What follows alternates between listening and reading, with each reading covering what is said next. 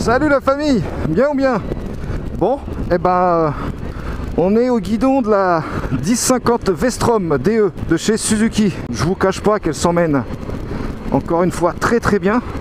Après avoir essayé la 800, on essaye la 1050. Et on est là, on a quelque chose. Hein. Je suis surpris, on a quelque chose là. Hein.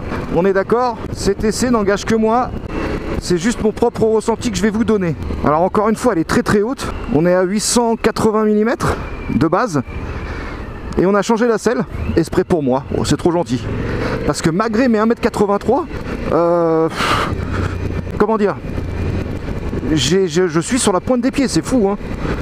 Alors ça c'est pareil, si tu te loupes au feu, bah, tu fais tomber la moto hein, en posant le pied par terre. Donc du coup on a changé la selle. Et de 880 mm, on est passé à 875 mm. Alors la selle, il y a un grip, elle est terrible, j'adore. Parce qu'elle grippe énormément. En plus, il y a un petit rebord, il y a un petit boudin derrière qui fait qu'on est calé.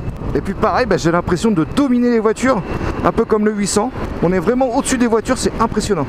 Alors je pense pas que déjà... Alors, dans un premier temps, je pense pas que je vais vous faire une présentation comme d'hab. Parce que déjà, j'ai été un mauvais élève, j'ai pas étudié sa fiche. On va regarder quand même, hein, vous inquiétez pas. Oh, bah oui, on a un shifter haut et bas là-dessus. J'ai du mal à m'en servir, hein, j'ai vraiment du mal. Hein. Quand je descends au shifter, j'ai l'impression qu'il accroche un petit peu en descente. Alors on a déconnecté juste l'ABS à l'arrière. Là pour l'instant on est en mode A.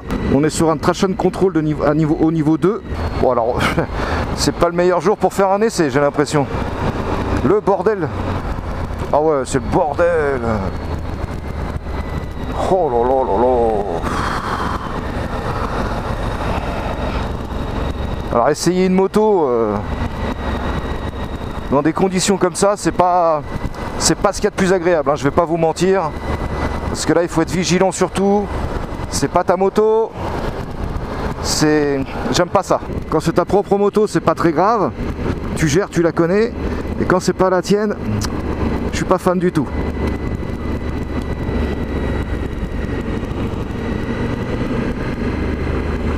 Ah les graviers, oh là là. On va sortir le molle gravel hein.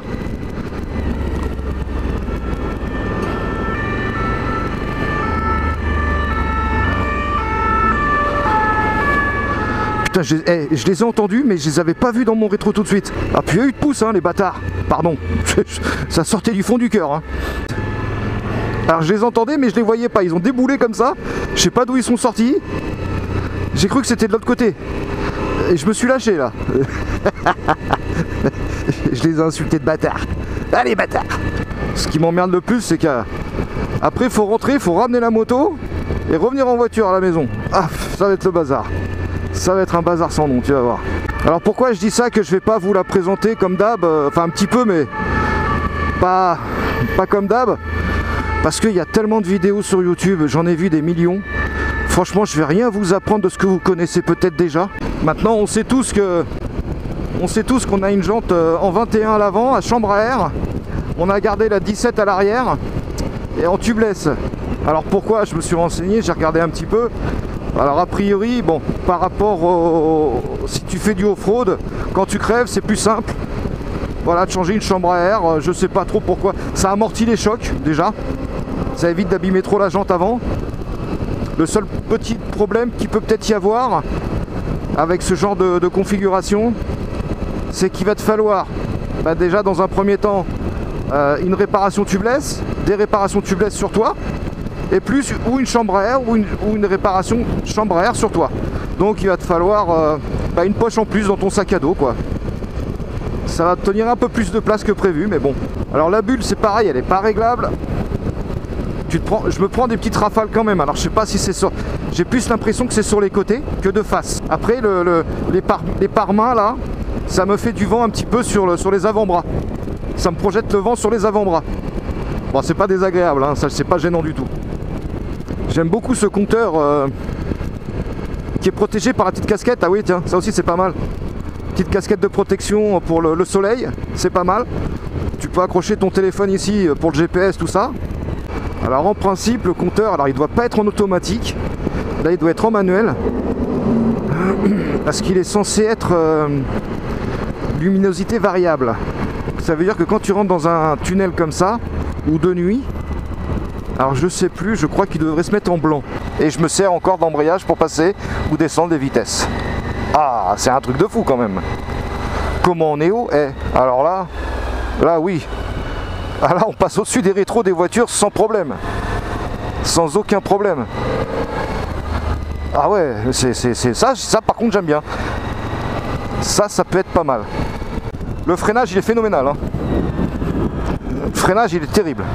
Ah oui, alors en parlant du freinage, mort de rire. Alors le moteur du GSX-S GT 1000, c'est le moteur du K5. Ça sentait le gasoil dans le virage là, dans le rond-point.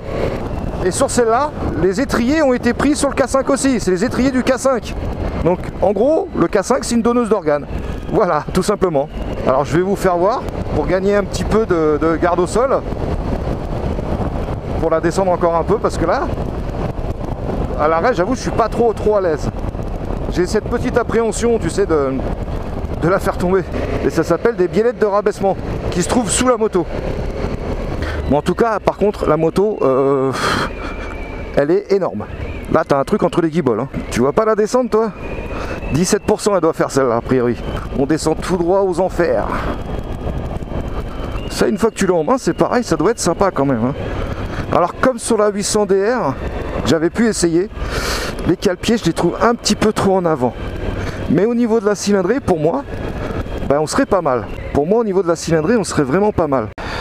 Donc voilà les amis, on s'est arrêté un petit peu vite fait là, pour voir un petit peu ce que ça donne. Franchement, elle est énorme. Hein. Elle est monstrueuse. Elle a un gabarit, mais laisse tomber quoi. Elle a un putain de gabarit. Alors là, c'est pas mal. L'emplacement, tu mets la GoPro. Voilà, comme ça. Tu mets la caméra ici. C'est l'emplacement exprès pour la GoPro ici. Et en off-road, t'es pas mal. On a les crash cages. Les crash bars comme on dit. Alors on va l'éteindre et on va se faire une petite présentation. Allez.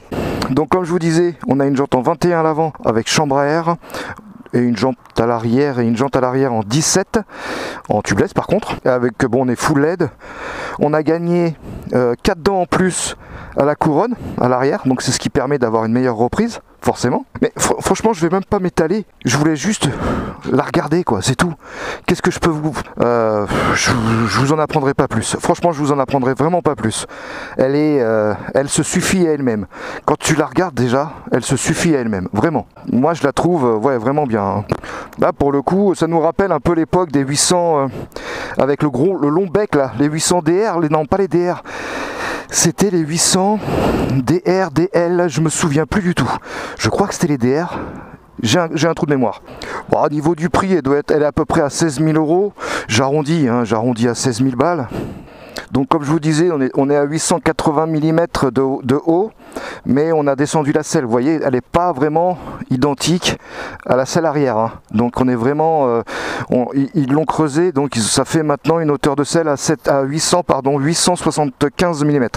Donc on a gagné 5 cm. Donc comme je disais, pour les étriers de frein, il y a du mordant. Et pour cause, donc ce sont les étriers de frein du 1000 K5. Voilà. Donc on est sur un bicylindre à 90 degrés qui délivre 107 chevaux. Je vais vraiment pas m'éterniser plus que ça les amis, hein, parce que si je trouve vraiment ce que je veux, ça va s'arrêter sur un trail ou 3 petits points, je tiens à le préciser. Ah, j'ai eu peur, j'ai cru qu'il n'y avait pas de béquille centrale, j'ai failli le relever, mais s'il y en a une, je la vois là. Ah, ça c'est bien, parce que tu veux graisser ta chaîne, ah puis elle est... Ah oui, ça c'est pas mal. Ça c'est bien. Donc voilà, qu'est-ce que je peux vous dire d'autre? Je vous ai tout dit, hein, je pense. Hein. Tranquille, j'aime beaucoup l'avant, j'aime beaucoup la face avant. Bon, et son petit compteur, qu'est-ce qu'il nous dit son petit compteur? Donc, on a le traction control donc à 2. Est-ce que c'est pas tactile? Non, pas du tout. Donc on a le traction control à 2. Les modes de conduite à... L'ABS, on l'a laissé en 1, donc ça veut dire que j'ai que l'avant de connecté. L'arrière, il est déconnecté. On a l'intensité de la batterie, donc les degrés... 26 degrés il fait dehors, 90 degrés le moteur, les kilomètres, donc le kilomètre heure, le contour, franchement pas mal. Donc alors attends, voilà, TC, donc on monte à 1, là on est en off, mais c'est pas le but. Et là en G, ça veut dire qu'on est en gravel. Gravel donc c'est gravier, c'est tout terrain.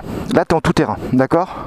On remet en off, 1, 2, 3, ça va jusqu'à 3, on va le laisser en 2. Ensuite, pareil, mode A, B, donc pour le quotidien on va dire, et C c'est pour le mode pluie, d'accord? On va le remettre en Ah, ensuite ABS. Donc là il faut rester appuyé sur les touches. Donc là là il est déconnecté. L'avant, l'arrière. Donc on reste appuyé pour le réactiver en 1 et pour le passer en 2, on le réactive aussi. On reste appuyé dessus pour le passer en 2 aussi. Donc là tu as l'avant et l'arrière. Voilà, je pense qu'on a fait le tour. Régulateur de vitesse, voilà, klaxon, bon, normal, clignotant gauche-droite, voilà. On est tout bon. Alors, moi qui fais de la sportive depuis des années, et c'est vrai qu'à chaque fois, j'avais du mal à monter dessus. Problème de souplesse et puis pas l'habitude en même temps. Donc on m'a conseillé, et merci à un de mes abonnés de m'avoir conseillé de faire comme ça, parce que j'avoue, quand tu roules en GSX-R et que tu montes sur un trail, c'est pas de la même façon. Donc on m'a conseillé sur un trail, tu montes toujours d'abord sur le cale-pied. Et voilà, et là t'es assis, et j'avoue, ça va vachement mieux. Donc merci à toi abonné, merci à toi parce que j'avoue, c'était un peu galère. Donc si vous avez d'autres conseils comme ça à me donner, moi je suis preneur, au contraire. Allez, on va reprendre son guidon, hein. Allez, à tout de suite. Alors c'est pareil, le petit bémol, c'est le problème des cale-pieds. Alors je vais expliquer pourquoi. Alors je sais pas, après vous reviendrez vers moi, pour ceux qui font du off-road, parce que quand je monte sur les cale-pieds, j'ai plus accès au sélecteur de vitesse. Les cale-pieds, je les trouve un peu trop en avant. Alors est-ce que quand tu fais du off-road, tu passes souvent tes vitesses ou pas? Ou est-ce qu'en général, tu restes toujours sur ton rapport engagé et que tu t'emmerdes pas à passer les vitesses? Parce que c'est vrai que là, vu que les cale-pieds sont assez en avant, un peu trop à mon goût, tu as du mal à accéder au sélecteur. Dis-moi, parce qu'en fait, moi que j'en avais essayé une, c'était laquelle? C'était le Ténéré, voilà. Le Ténéré, franchement, quand je suis monté dessus, je pouvais passer les vitesses sans aucun problème quoi. Ah, ça s'en va ça. Est-ce qu'il manque une vis là ou quoi? Ah, ça a l'air de bouger, c'est normal ça? En fait c'est ça le problème, c'est que... Attends, je crois que j'ai compris un truc là. C'est que quand tu poses le pied à terre, le fait d'avoir les cale-pieds un peu trop en avant, c'est gênant. Donc je suis obligé d'avoir les jambes un peu plus écartées. Donc est-ce que je vais... En m'arrêtant au feu là, je vais voir. Ça se trouve c'est peut-être ça. Alors les dodanes c'est pareil. Voilà.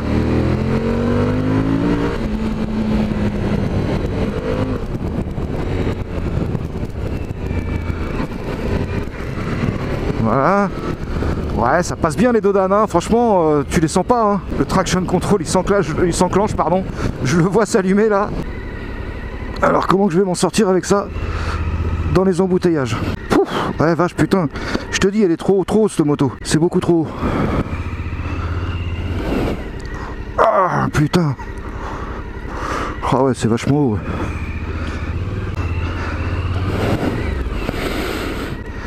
Tu vois, je vais pas te mentir, j'ai pas confiance. Elle est beaucoup trop haute, je suis pas à l'aise. Hop. Je suis pas envahi par la confiance, tu vois. Il y a peut-être le manque d'habitude. Ouais, je suis pas super à l'aise dessus. Je te dis, en plus avec les cale-pieds, ils me gênent un petit peu. Quand tu poses le pied, putain, je fais 1m83, c'est ouf quoi, de pas être à l'aise comme ça. Ouais, je pense que c'est surtout le manque d'habitude. Hein. Je roule en GSX-R toute l'année, tout le temps. J'arrive sur celle-là, là. Ouais, les embouteillages. Bon, en tout cas, je valide au niveau des embouteillages parce que tu vas pas faire que du off-road. C'est aussi un petit peu pour se déplacer, un petit peu. Mais trop boulot dodo, quoi. Et accessoirement, un peu de hors-piste. Bon, malgré tout, je valide quand même l'essai, hein, forcément. Je valide. Ça doit être tellement plus agréable en hors-piste, ça. Alors, les rétros, par contre, ouais, nickel, hein, on voit bien. Aucun souci. Alors je sais pas si... Ouais, je pense qu'il fait un petit peu... Comme il fait bon là en ce moment, donc ça fait plaisir qu'il fasse chaud. Qu'il commence à faire chaud, ça y est. Je sens derrière le mollet là, ça chauffe un petit peu aussi. Mais là c'est à gauche ce coup-ci. Sur le 800 c'était à droite. Tu vois, c'est ça en fait. Je suis pas à l'aise du tout. Hein. Si je devais prendre une moto comme ça, je la ferais rabaisser encore un petit peu parce que...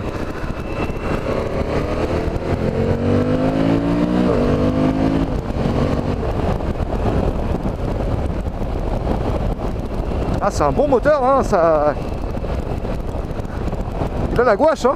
Il a la gouache, le salaud. Alors pour la hauteur, tout machin, au final j'ai préféré le 800. Parce que là au moins j'avais les pieds bien par terre, il n'y avait pas de problème. Parce que ce qu'il y a, c'est que une fois que tu es entraîné par le poids, la moto elle t'entraîne, je vais te dire que c'est... Tu perds vite l'équilibre, hein. Bon, je valide quand même, j'aime bien, franchement j'aime bien. Après, comme je dis, hein, c'est une question d'habitude, ça c'est clair et net, j'en suis persuadé. Bon, et sur ce, je vais vous laisser les amis, et puis je vous dis à très vite. Je vous fais la bise et n'oubliez pas de vous abonner, ça va avec. Bisous bisous, ciao ciao.